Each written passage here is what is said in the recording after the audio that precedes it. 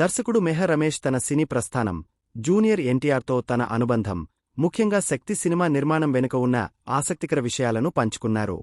పూరి జగన్నాథ్ వద్ద తెలుగులో assistant director, రైటర్గా తన కెరీర్ మొదలుపెట్టారు మెహర్ రమేష్.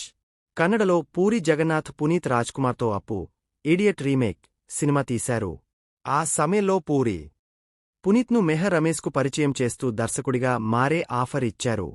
అప్పట్లో ఎన్టీఆర్, పూరి జగన్నాథ్ ఆంధ్రావాలా సినిమా చేస్తుండగా, అదే సినిమా కన్నడలో వీర కన్నడిగ పేరుతో పునీత్తో మెహర్ తీశారు. కన్నడ భాషపై పట్టు లేకపోయినా పూరి జగన్నాథ్ తనపై ఉంచిన నమ్మకంతో వీర కన్నడిగ చిత్రాన్ని రూపొందించారు. ఈ సినిమా పునీత్ రాజ్కుమార్ కెరీర్లో భారీ విజయం సాధించింది.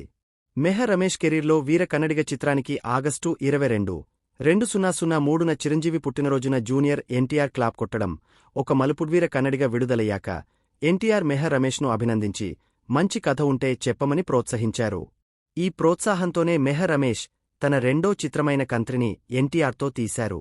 ఈ సినిమా మంచి విజయాన్ని సాధించిందని, అమెరికాలో యమదొంగ కంటే కంత్రి మంచి వసూళ్లు రాబట్టిందని మెహర్ రమేష్ పేర్కొన్నారు. కంత్రి తర్వాత జూనియర్ ఎన్టీఆర్ శక్తి కథ విని స్వయంగా ఆ సినిమాలో నటించడానికి ఆసక్తి చూపారు.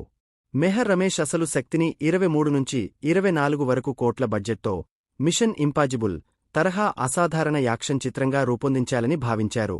అయితే ఎన్టీఆర్ బృందావనం సినిమాతో బిజీగా ఉండటం వల్ల 6-7 నెలల విరామం వచ్చింది.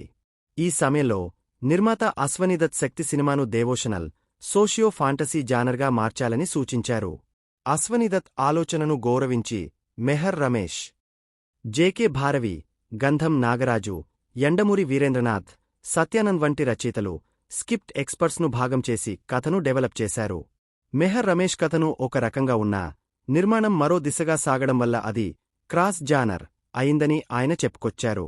కథ ప్రజలకు కనెక్ట్ కాకపోయినప్పటికీ ఈ సినిమాకు పెట్టిన కృషి, ప్రొడక్షన్ వాల్యూస్, అశ్వనీదత్ పెట్టుబడి, ఎన్టీఆర్ కష్టం ఇప్పటికీ ప్రశంసనీయమని మెహర్ రమేష్ అన్నారు. కథలు నచ్చడం, నచ్చకపోవడం సాధారణమని, శక్తి విడుదల తర్వాత కూడా ఎన్టీఆర్ తన కృషిని, అంకితభావాన్ని గుర్తించారని మెహర్ రమేష్ తెలిపారు. ఇండస్ట్రీలో హిట్లు, ఫ్లాపులు సహజమని, ఎన్టీఆర్ పరిణతి చెందిన వ్యక్తిత్వం వల్లనే ఆ బంధం కొనసాగిందని ఆయన వివరించారు.